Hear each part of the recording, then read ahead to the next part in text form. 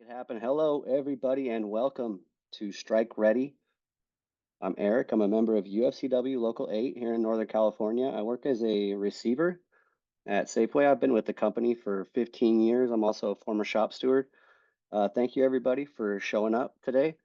We're going to be doing a national organizing training. Right now, more than 60,000 workers across the country have voted to authorize strikes at the big grocers.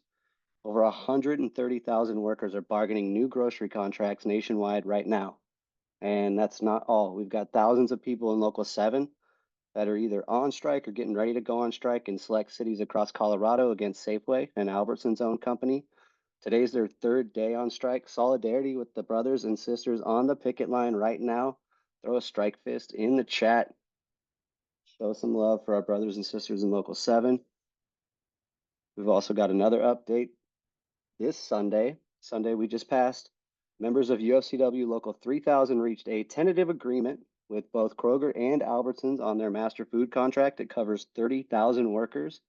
The TA was unanimously recommended by their rank and file bargaining committee. The full details have not been released yet, but we are lucky to be joined by a member of Local 3000 on the bargaining committee, Amy Daly, who will talk to us about organizing for a strong contract this year.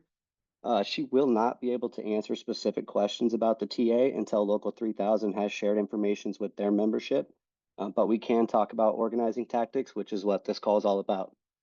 We're also going to hear from members of UFCW Local 770 in Los Angeles and Local 700 in Indiana about how they're organizing their locals for a strong contract. And we've got a couple of other guests and some questions and answers. But before we hear from everybody on our call, we're going to pass it over to Caitlin, and she's going to talk to us about fighting for a strong grocery contract. Caitlin? Awesome. Hi, everyone. It's so good to be here with you all. And thank you so much, Eric, for chairing this call.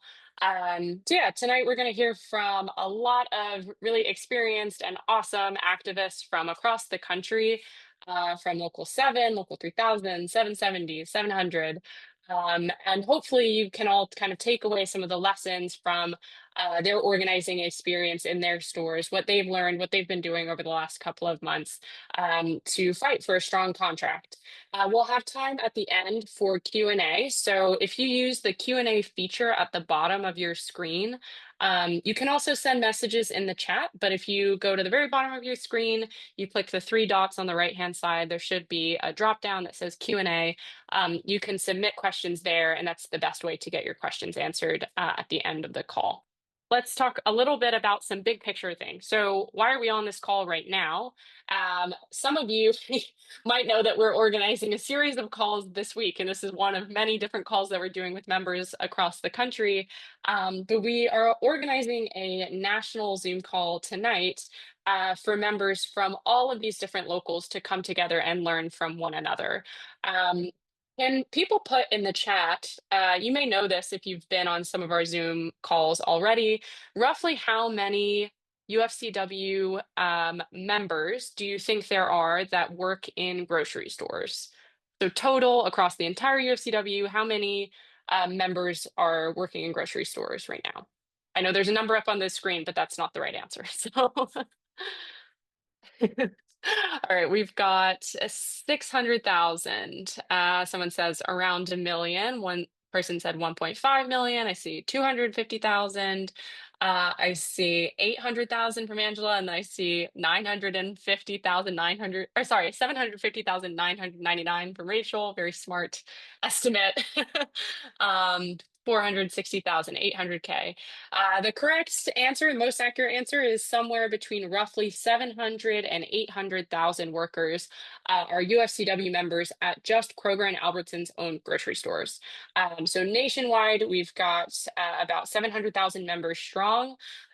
But right now, those 700,000 workers are separated into different bargaining units because in the UFCW, we don't have a national master agreement or national grocery contract that covers all 700,000 workers. Other unions like the Teamsters or the UAW have national master agreements for their contracts, but in grocery in the UFCW, We don't have that. We bargain local by local. And as union members, we know that our greatest power is our collective strength. And that's the very idea that unions were founded on. So, one of the reasons we decided to do this call was to kind of look at what our collective strength is like when we bring people together from across the country, even if we're bargaining separate contracts, what our power is like when we're united. So this year alone in 2025, we have 150,000 workers that are bargaining new grocery contracts, and 60,000 of those workers just voted to authorize strikes in Washington, which is kind of now maybe no longer on the table now that they have a tentative agreement in Colorado, and some of those members are currently on strike right now in Southern California and in Indiana. So we've got workers from all across the country that have authorized strikes. Um, but as we know, these contracts can vary dramatically from local to local. The content of what's in these contracts can really differ. So tonight we're hearing from all sorts of awesome campaigns from across the country. And one of the things that we might think about in this call is just imagine what our power would look like if we had 700,000 workers all united at the same bargaining table. So we're going to hear inspiring stories from people at all sorts of different bargaining tables. And if we had, all these awesome folks organizing together, fighting for one united contract, what would that contract look like? What would we be able to win together? The other thing to think about is what we're up against. And oftentimes, when we're really getting down to the wire with contract bargaining, as many people are, we often hear, well, this is just what the company can afford right now. They're saying that they can't give us more. They're not able to give us more. We've maxed out the amount in wages that they can pay us. And this is simply not true. So, this screenshot comes from our Kroger and Albertsons by the numbers training, which you can watch a recording of on YouTube. And this is just one snapshot of a lot of different metrics that we used to demonstrate that the employers absolutely can afford to pay you more. This is just one example of how we know that, which is that Kroger alone, so not Kroger and Albertsons combined, but just Kroger, spent $7.5 billion with a B on stock buybacks for their wealthy shareholders in 2025 after the Kroger and Albertsons merger was defeated. So they sunk, hundreds of millions or close to $1 billion just on the merger alone, on like the legal fees and expenses. Flushed all that money down the toilet. And then when it was all over, they said, you know what, we deserve a raise for our shareholders. Um, and that raise was to the tune of 7.5 billion from just Kroger. Albertsons also joined them in the share buybacks of, I think it's about $2.9 billion. So that's one metric of how much money they have to spend on their stockholders, and how much money they could be investing in their workers and in their stores. So just keep that in mind as we're thinking about, everything we're doing to fight these companies for fair wages and for better staffing, is that they absolutely have the money to do it.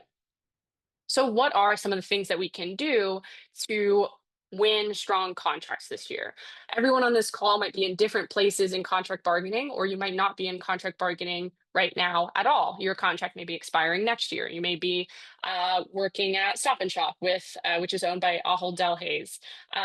But we're thinking kind of long term about what are the options available to worker organizers to win strong contracts. We'll hear some examples from people what they're doing in their stores tonight. But here's some other examples for the options that are available to us. We can talk to customers. We can take our message to the press. We can take photos and videos in our stores documenting how long the lines are that people have to suffer through when stores are understaffed. We can even, one thing we did when we were out supporting the King Super strike in February of this year was take photos and videos with customers as they were turning around to go back to their cars when they saw that there was a picket line. And we would, take a short video with them saying, why did you decide to turn around and respect the picket line? And they would have these awesome messages of support for the strikers. And it was a really good way to show that the community was supporting the workers, even when the company spends millions of dollars flooding the press with stories about how customers are, crossing picket lines, or the strike's not going to work or something. And actually, one of the things we see on the screen over here on the left, this photo with Girl Scouts also comes from the 2025 February King Super strike. There was a story in the press that it was honestly ridiculous and laughable when you say it out loud, but these are the kinds of stories that Kroger and the company wants to plant during a strike to undermine a strike. They planted a story in the press saying that Girl Scouts were suffering from the King Super strike because they were no longer able to sell their cookies outside of King Super stores. And that was their biggest moneymaker for the poor Girl Scouts, was setting up their tables and selling cookies right in front of a King Supers. And the strike was getting in the way of these Girl Scouts cookie season. So as a response, members of Local 7, invited the Girl Scouts to come to the picket line and set up a table and sell their cookies to the strikers. They took pictures, they shared them on social media, and it was a really successful way of turning around the narrative that tries to pit community members against workers when we do go on strike. Other things that we can do is keep coworkers informed through having regular meetings, through sharing information on social media, through developing communication networks with one another, things like group chats, Facebook groups. Um, Again, we can share photos and videos on social media. We can take pictures with stickers or buttons, flyers, posters, to get our message out to the public, both to our coworkers and to customers. As grocery store workers in particular, one of the most important kind of relationships that you have is your relationship with the community.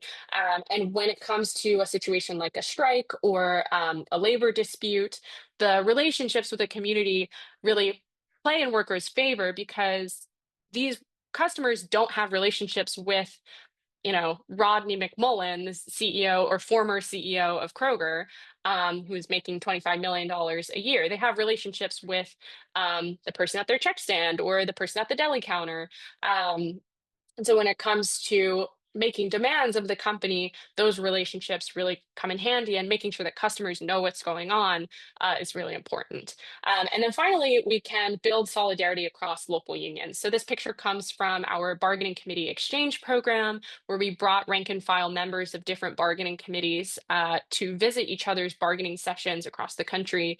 And part of that is just building a solidarity network of locals, so that when one local maybe goes out on strike or is getting ready to go out on strike, they have the support, the moral support, the material support of their union siblings across the country. And that also goes for building solidarity across different unions. So if there's a Teamster local in your area that delivers to your store, talking to those members, making sure that they know, we just took strike authorization votes.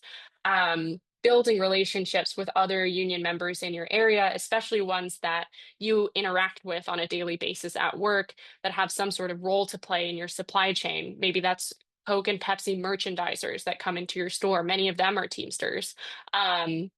Or that's people that are doing, beverage deliveries to your store. Many of them are Teamsters as well. And there may be other union members that we interact with on a daily basis who are covered by different contracts, but will be able to respect our picket lines if you were to go on strike. So those are just a couple of things that you can do to build towards strike readiness. I also want to plug the Strike Ready Toolkit, which is something that EWD has put out about a week ago. This has flyers that you can print out and share with your coworkers, particularly things like the strike FAQ. I know a lot of people might have questions about what it means to go on strike, including things about strike pay, whether or not you can be fired or disciplined. And it's important that people have the facts, that they know their rights, and that we know how to enforce them as well. So that flyer is available to be printed off online and shared with your coworkers. And we'll also have some time at the end for Q&A if any of these questions, come up during our discussion. The last thing I want to talk about is that while striking is one of our most effective tools against the boss. It's not our only tool. And in contract campaigns, we want to use everything that we have in our toolkit to fight the boss and to win. And striking is not the only thing that's in our toolkit. And it's really important that as union members, we know what other options are available to us, not just as alternatives to striking, but also as ways to build up our power to be ready to strike when the time comes. Um, so this is what we call an action thermometer. If we start from the bottom and kind of work our way up, thinking about how every tactic that we use builds on the last one to build our capacity as a group so that we're getting more members involved. We're talking to more coworkers. And with every step, we're seeing who's, along for the ride and who might need a little bit more help getting there. So maybe, we do something like start by just meeting as a small group to talk about issues that we're facing at work. And eventually we start getting that group to be bigger and bigger until we're holding a meeting in the parking lot that's visible to the employer, so that they know we're united and we're organized and we're talking about the problems we're facing at work and we're ready to fight back, and win what we deserve. Maybe that escalates to collecting signatures on a petition or talking to customers about the issues that we're facing at work. Um, and then from there, we might escalate to organizing a march on the boss to deliver the signatures on the petition to the boss and let them know, like, 99% or 100% of our store agrees that this issue needs to be fixed and we're demanding that it be fixed right now. What are you going to do about it? And then from there, we might escalate even further to organizing a public facing rally or a practice picket. We might walk out of a meeting, and then finally, we might strike. And in cases where, we're continuing to organize after a strike, we might think about where some of these tactics fit in that timeline as well. Because while a strike is a very, very powerful tool for union members, simply by the task of withholding our labor, by not showing up to work, it shows how powerful and important our labor truly is. That the moment you decide, I'm not doing this anymore, everything for the employer kind of falls apart. And so that's why it's our most effective and important, powerful tool as union members. But again, it's not the only one, and it's certainly not the first one that we grab from the toolkit. So we're going to hear tonight from a bunch of different people about what they've done to kind of build towards strike readiness. And hopefully you'll come away from this conversation with some examples of what that might look like or what you can do in your store, to take some inspiration from our folks on the call. So with that, I will pass it back to Eric to lead us into our discussion. Thank you, Caitlin. Awesome information. Just want to replug, and maybe we can get a link in the chat if anybody's got it. The Strike Readiness Toolkit on the Essential Workers website has got a great amount of information that's beneficial to us as working people that are in a position of potentially having to go on strike. And if you're like me and you're in a local where you don't feel like you've been made strike ready through your union staff, then you're on the right call. You're taking the agency to do it yourself. And, that's kind of where the magic of this whole movement lies. And that's who we're going to be talking to right now is rank and file people across the country who have taken agency in their union. And we're going to see what that power looks like in helping us become strike ready. And with that, our first speaker is going to be Rachel Fournier. She's from Local 770 in Los Angeles, California. She works for Ralph's. It's a Kroger company. She is a shop steward, and she's also a member of the 7-7 bargaining committee. I'm going to ask her some questions. We're going to get some information, and I'm really excited to get to talk to SoCal. Just a reminder, they're actively in picketing right now. Rachel, thank you for coming on. How are you doing? I'm doing pretty good. Thank you. Good, good. Weather's beautiful there. We're all jealous of Los Angeles. It's a beautiful day. Listen, in your local, you guys organize petitions, which you then delivered to management, which is called a March on the Boss. Can you walk us through exactly how those petitions started? Well, the first thing we do is we do a union-wide survey. So we try to find out what people's issues are. We even asked people like, how much of a raise would you need to feel the contract was successful? You know, we try to really find out what people are dealing with first and foremost. And then once we get all of that information and we figure out like what our priorities are, then we make a statement that's like, you know, these are the issues that we're willing to stand, you know, united and fight for in this contract. You know, just make a solidarity statement and a commitment to actually, you know, fighting for these things, and that they're like really important to us. And then so the way I get the signatures is once we have that statement, they give us all these papers, excuse me, you know, for people to sign.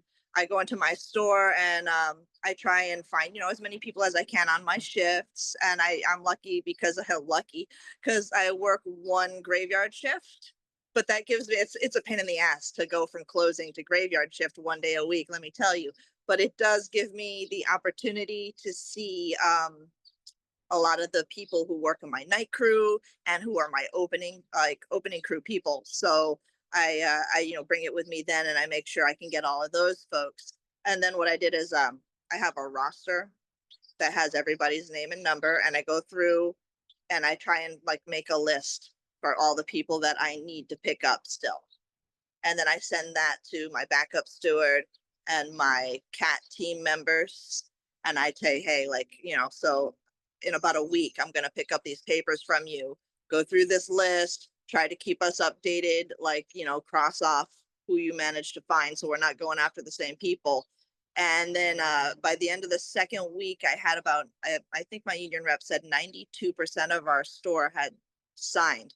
So at that point, we, you know, we got all the papers together. And then since my boss is there in the daytime most of the time, I waited until one of my price change shifts. And then I just told everybody in the store, hey, my union rep's going to come down. When the union rep is down here, I got all our petitions together. Like, I'm going to gather everybody from the departments, and then we're going to all go together to the boss. He has no idea what's coming, so we're going to ambush him, you know, and then we're going to record it.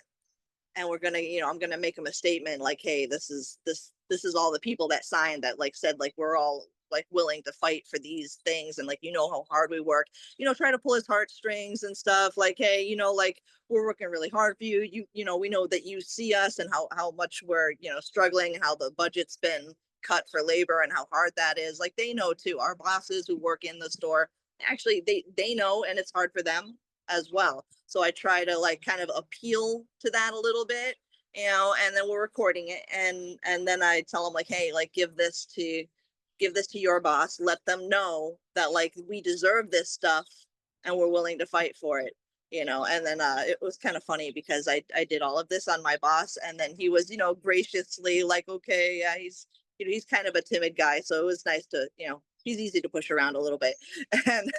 and and then he noticed the recording and he was like, oh God, you guys are gonna, and he kind of like backed away like, oh no, you know. So yeah, we got him good with that one. But that's basically what that looks like.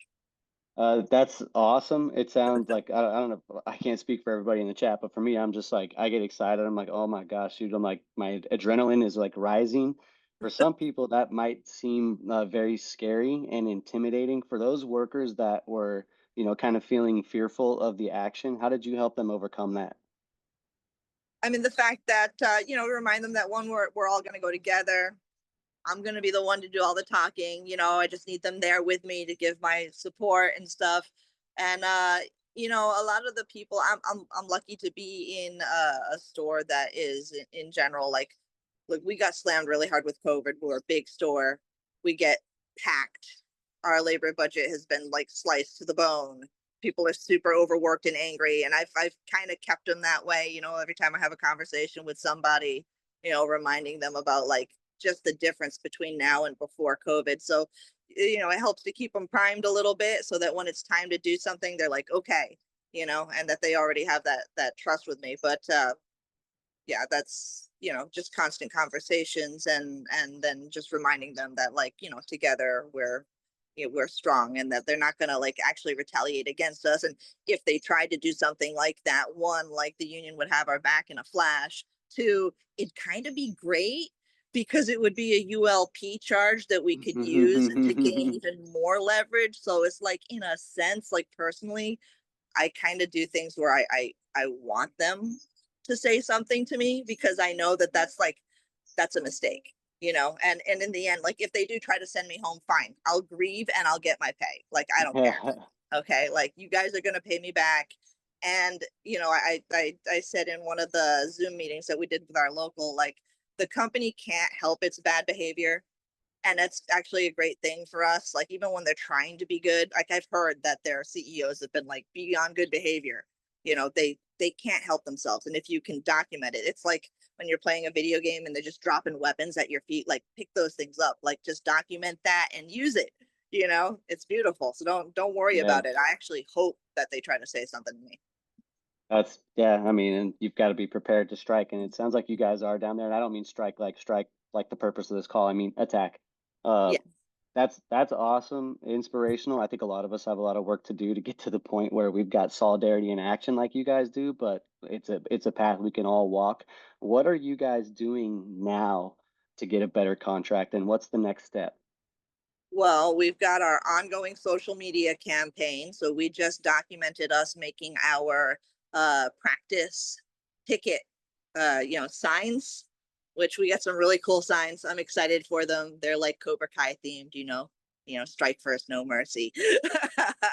So, and we've got this big event that we're getting people to RSVP for, to show up at this particular store that we're going to hold our practice strike in front of. So I've been kind of trying to talk it up and amp up how much fun it's going to be and how good it's going to be to, like, get some practice in case our store is one of the ones that gets chosen to go on strike. It'll be nice to know what's going to happen before it happens. So, we spent like a whole day making signs and had the media over there to record us do it. And then I, like, took some pictures, uh, uploaded it with a real kind of aggressive, I think maybe a little bit of an aggressive message for the background song. That thing has already gotten like 20,000 views on social media. So Awesome. don't knock the don't forget the impact of social media. If you can get people in your local to all sign up to, like, your own local's, like, campaign page, and, like, tag that one, and just start liking and following and sharing, like, you have enough people in your own local to trigger the algorithm to start promoting it. So you should really look to, like, try to take advantage of that, because it works really well. Awesome. I would thank you so much for all that information. And there's something stuck out to me, and it's actually something that one of your sisters, Kathleen, uh, kind of planted in my head, and it came up in your conversation there. And that's to try to find a way to make some of this fun.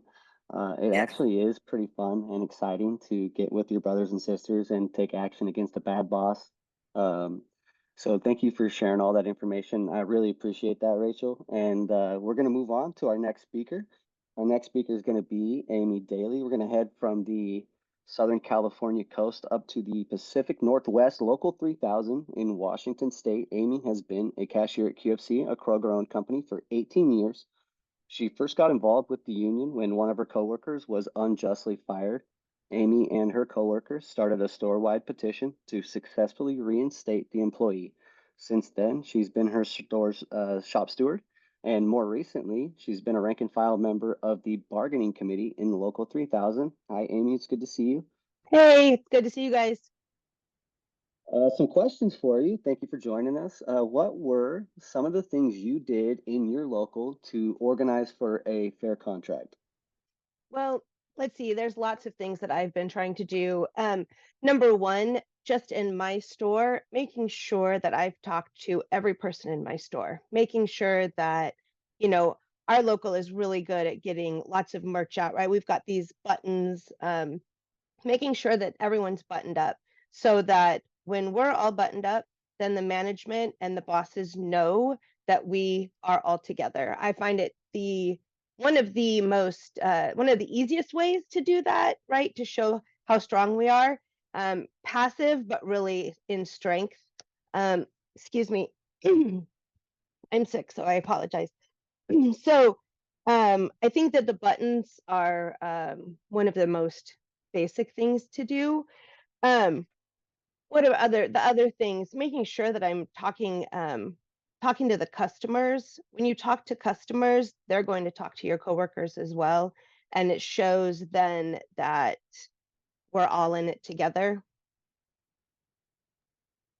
That's awesome. And I was a initial hater of buttons. I didn't a button by itself seems like ineffective or whatever, but it's Mhm. like us actually. It's the power comes in their collective existence in a single space at a single time. When I see all Exactly. my coworkers in their buttons, it's actually very empowering. So if you've been a button doubter, I challenge you to be a button lover. I challenge that as well. Yeah. Button lover. It goes a long way. You mentioned making sure that you're trying to make sure that everybody in your store gets the message. Mhm. How are some of the ways specifically that you keep your coworkers informed? How do you communicate with them? Well, there is a lot of stuff on the board. I am only in my store once or twice a week working. So there's a lot of communication through text, through the union board, making sure that there are enough people in the store that are keeping everybody up to date. I always, being the shop steward that is most active in my store, making sure that I am open, like, hey, call me, text me, really text me. I'm way better at that. But, just making myself open to have communication with people whenever they have questions. Awesome. And I know you guys just recently got a TA signed that the members are Mhm. waiting to see. Congratulations on all Yep. your hard work there.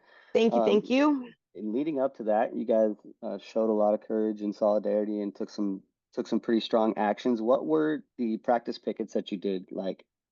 Haha. I loved doing the practice pickets. Looks like there is some pictures of them on the screen on the left there, and in the center. Took we had a big day of practice pickets, where we got to practice what it looked like, what it felt like, and then we went out and did it at a few different stores. Um, it was so powerful to get people that are not usually really involved out there because we wanted to make sure, right, that we talked to everybody. We made sure that we all knew exactly why we were out there. Um, made sure that if people were going to show up, that they felt um, what's the word? They felt like comfortable being there, right? They felt safe being there. Um, Making sure that people know their rights. I think that that's really a very important thing because I think that a lot of people don't know their rights to come out and do a practice picket, to come out and go in front of a store, or a few different stores like we did. Um, you can't get in trouble for that, right? We're out there just using our voices. We're out there with our signs. I was out there. I lost my voice 2 days in a row, from screaming in the megaphone so many times. But yeah, I just to get people involved, just a lot of talking to people. Yeah, Thank you. excuse Thank me. you very much, Amy. No, I appreciate you taking the time to come on. I know you're not feeling well, so thanks for sparing your health for the sake of your siblings on the call. Do you have anything else you'd like to add? You know, um, I think that I think that's really important. Just one more thing, making sure that our coworkers know each other and that our coworkers feel they know their rights. I know that a lot of people. I have been a steward. Literally, I've been on the executive board and on 3 different bargaining teams. And this time around, in talking to some of my coworkers, they're like, "Wow, really? Like, I can, you know, a whole big meat thing happened at my store, and they were like, "Really? Like, the management can get in trouble for that?" I'm like, "Oh my goodness, what have I done?" Right? As a steward, yes, absolutely.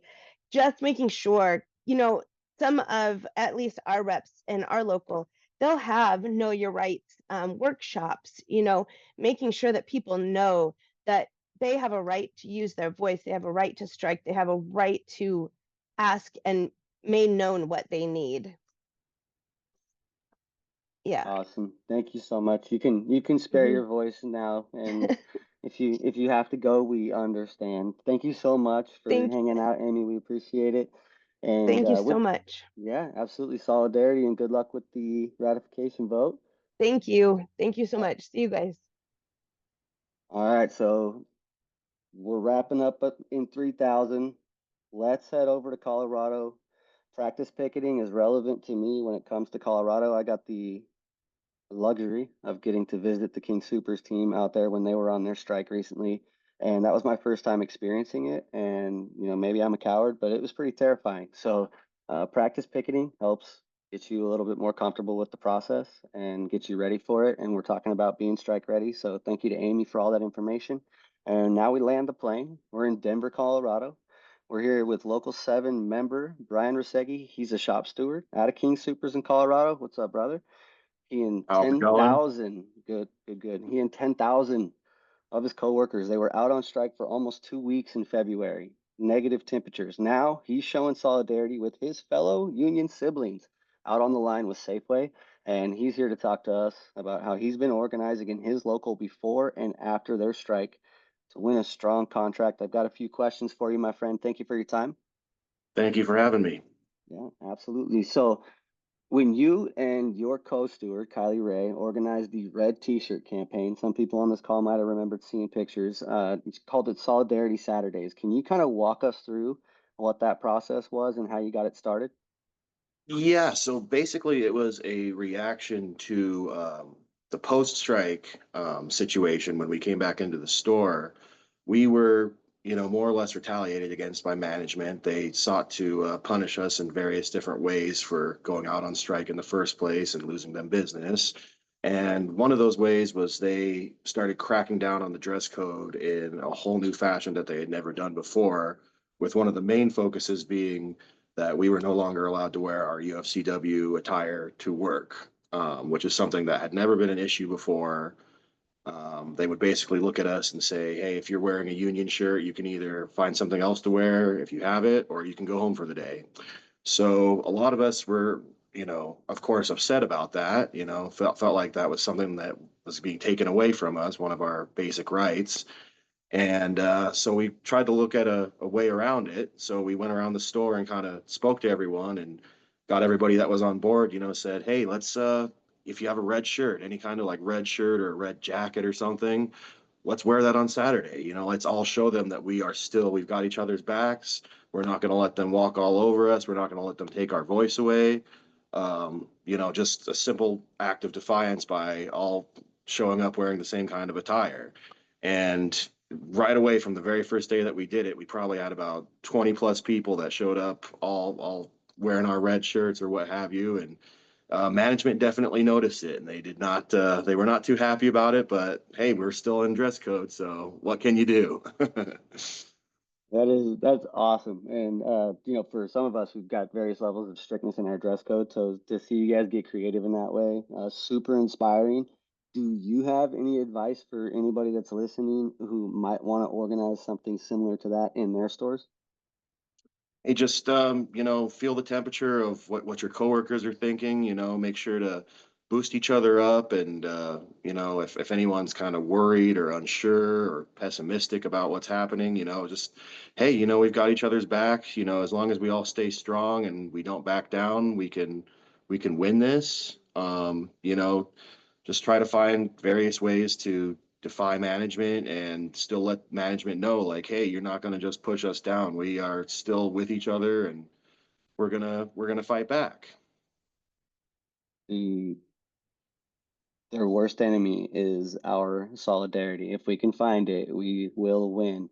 Let's go That's back in right. time. Speaking of solidarity, man, go back to the strike that you were on. Can you share just a little bit, real quick, about what you learned on that strike and how you and your coworkers stayed strong during that time? I learned it's all just about, keeping morale up, making sure people aren't, feeling disillusioned or the cold was one of our biggest enemies. We were marching through the snow. We were marching, as you said, negative temperatures. We'd have like a high of like 5 or 10 degrees, so not really any kind of high temperature to speak of. We had to deal with management. You know, on one hand, they'd be saying, "Hey, what can we do for you? You know, we can't wait for you to come back in. We still appreciate you and we appreciate, you know, what you have to do." But then they'd turn around and turn off the outside heaters above the cart corrals, and they turn off the electricity so we couldn't plug anything into the outside outlets or anything. So just learning, hey, you know, they might say one thing out of one side of their mouth, but they really can't be trusted when it comes down to it. But we can trust each other, we can build each other up, and just, you know, talking to the community, talking to the people that would approach the store and have questions. You know, some people obviously don't watch the news and didn't really know what was going on, but we would have flyers to give them and just educate people. And just seeing that community outreach, that really helped keep a lot of people strong during the strike. You know, when people might be feeling kind of down or just freezing their butts off, you know, just get that warmth from the people that are actually out here supporting us, turning away from the store, saying they won't shop there while we're having the picket line. Awesome, brother. I really appreciate all that information. It's good to see you again. Is there anything else you want to share with anybody that's here before we let you go? Not necessarily. Just, you know, stay strong. Don't let them try to keep your spirit down or anything like that. Like, in the long run, we hold the power. We're very enthusiastic about what Safeway's doing, and we're just waiting for the word from our side of it on King Supers. And you know, it's going to be a big deal if we can get both King Supers and Safeway on strike at the same time. That is going to absolutely, you know, crush the CEOs and crush the corporatocracy. Let's shut it down, brother. Thank you for your That's time, right. man. Thank I you. absolutely, man. I appreciate you. Thank you very much. We're gonna move further to the east. We're heading to Indiana. We have traveled thousands and thousands of miles together on this call. We're heading to Local 700 in Indiana. We've got two speakers coming up. We've got Eli Robertson and Alexander Schulk. They're rank and file members of Local 700. They got involved in organizing their coworkers to reject a subpar contract from Kroger. The contract offered wage increases of just 25 cents in the first year and then 75 cents over 4 years for most workers. The contract was recommended by their bargaining committee and local leadership. The membership knew that they deserved better, so they got together and they voted that contract down by 74%. It's a big inspiration for us watching on the West Coast to see you guys do that. We're happy to have you on the call, Eli and Alex. Thank you very much. Can you guys share a little bit about how you and your coworkers reacted when you first saw that contract offer? Uh, at least for me and my coworkers, we were all offended, quite frankly. 25 cents the first year. They extended the contract from 3 years to 4 years. Second year had no raises for anyone, and then 75 cents for the last 2 years. Uh, it it was just laughable, and it got the reaction that it should have with a 74% no vote, which was astounding. And then the union went back to negotiations without meeting with any of us. So, with the help of the essential workers, we've formed a group that we call Our Local, organized, united, and ready. Um, we created a corrective action campaign where over the last couple days we've been calling into the headquarters to demand an in-person meeting with our president, Tracy Bartic. And in fact, I just got off the phone with Tracy right before this call started and demanded that we get him to meet with us before they go back to any type of negotiation and put pressure onto him so that we can get open bargaining, so that we get the clarity and knowledge that we deserve. We cannot be represented by a union that keeps us in the dark. Bro, you're like, I'm sitting here like I'm in a church pew. Like, you're preaching to me right now. I appreciate everything that you're saying. That's huge. Alex, what did you guys start doing to get organized to even turn that contract down? Which, hearing from Eli, it seems like it was an extremely empowering moment, which has led to you guys now moving forward with becoming an active part of your union. How did you start organizing that, Alex? Well, first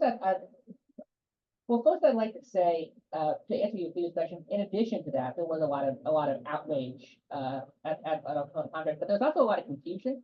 The way the company put out the announcement, they announced it online and it wasn't really available on stores.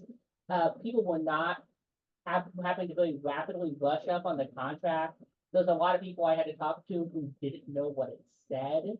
And so a large part of the organizing effort is just making sure to talk to every single person and letting them know what's going on, when the vote is, trying to get them to that vote was the first step of just the contract was so bad. It was not a push to get people to vote no. It was just an effort to make sure that everybody knew what was going on. And going forward, we've been trying to get people to show up to the Zoom calls that Democracy has been going on. We've been collecting names. More recently, we've been giving out buttons and color signs, which you can see on the pictures. None of those are from my store, but we've been doing similar things here. And I feel like we're being some solidarity going.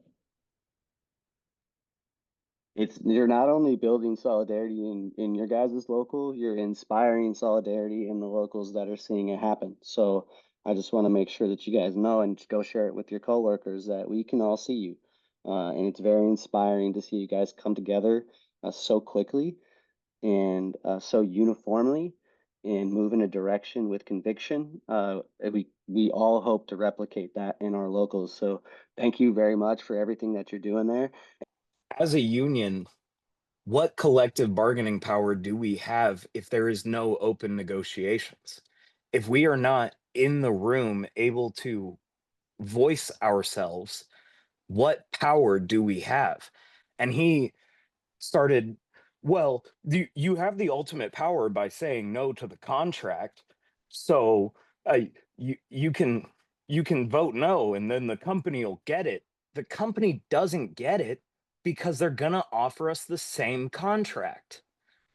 There is no difference in either of the contracts that we've been proposed other than the 4-year contract going to a 3-year contract.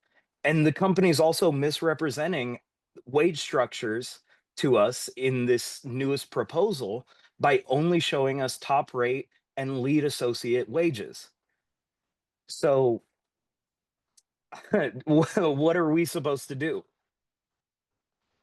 I want You to guys, jump in really quick. So you guys are in the middle of fighting for a more transparent bargaining process in general, more member engagement from your local leadership. And at the same time, you're waging this campaign against Kroger to fight for better wages, because the ultimate target of our campaign is against the company to fight for better wages, for better working conditions, better healthcare. Can you guys talk a little bit about what the campaign has looked like since you first saw the contract that you then voted down, kind of what that shift has been like to start organizing, to get coworkers involved, to just target Kroger for a better contract? Yeah, ever since the EWD has gotten involved with us, providing us with stickers, the car signs, actually on the left side of the screen is a picture of me and my rank and file coworkers in front of our store holding up our car signs. And that got our district manager pretty upset. We're all wearing the stickers, passing out buttons, just making sure that everyone knows that we are worth more than what the company is offering us. Thing is that most management I've talked to they seem like they're in favor of us voting no on this contract.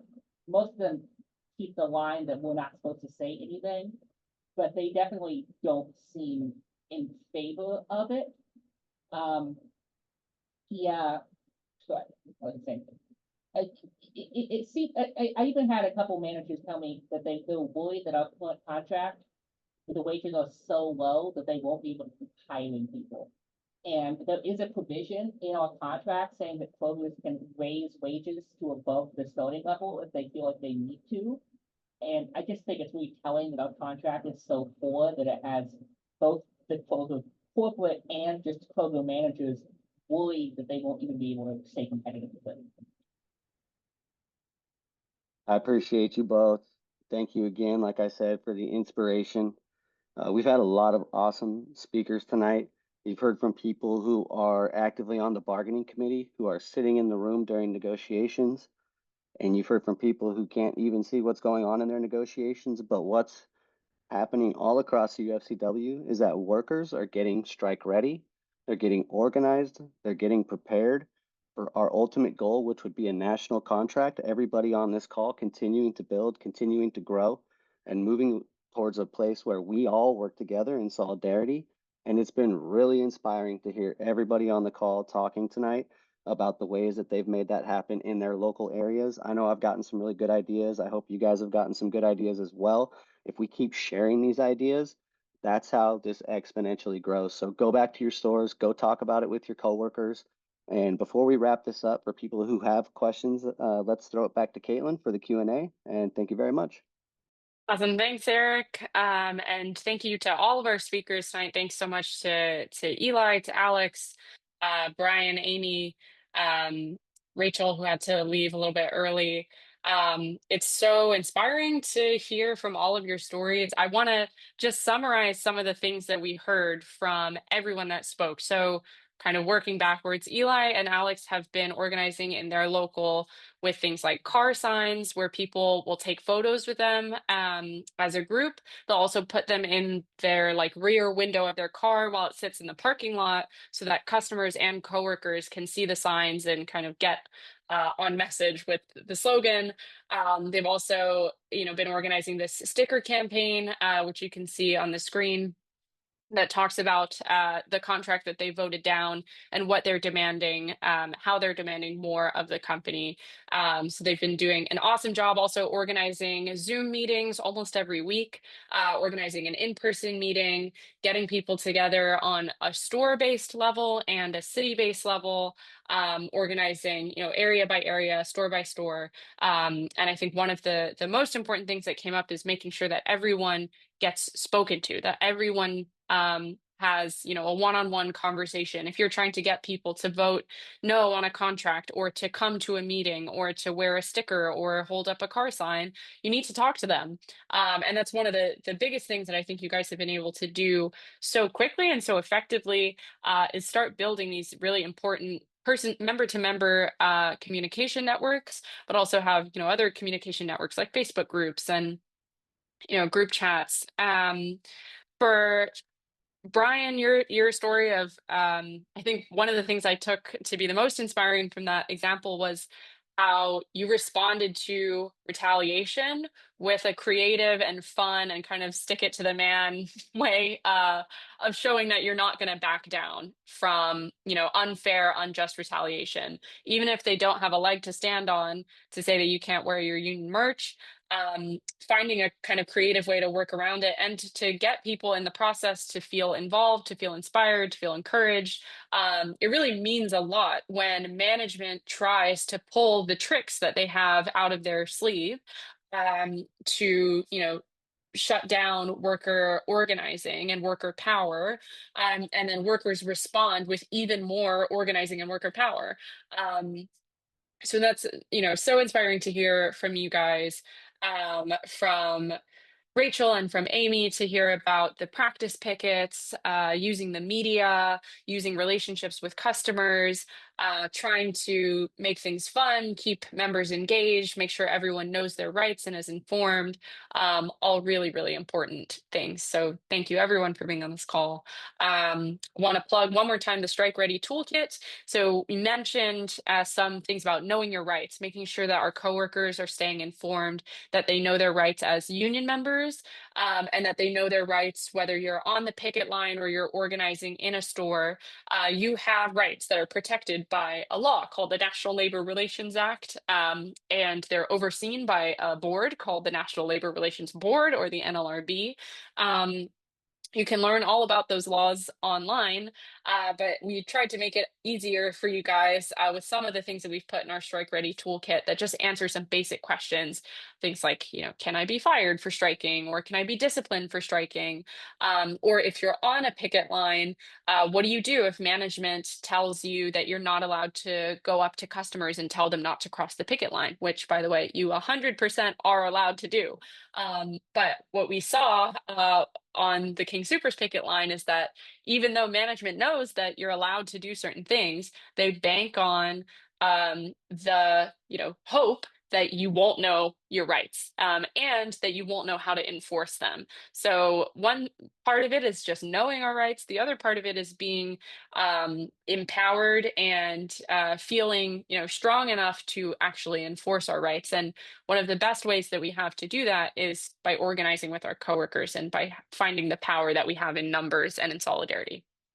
One last thing I want to shout out is the Contract Unity pledge cards. Many of you have ordered these, and we actually had to order more. So we're back ordered right now because so many people ordered them to start, sharing them with their coworkers. It's a really good way to start building a communication network with your coworkers. So if you don't have a group chat for your store, you don't have a way to communicate with your coworkers. Oftentimes we talk to members we're like, oh, there's one person in my store who's a great leader, and everyone goes to her when they have questions about our union contract or what's going on with contract bargaining or how to enforce their rights on the job.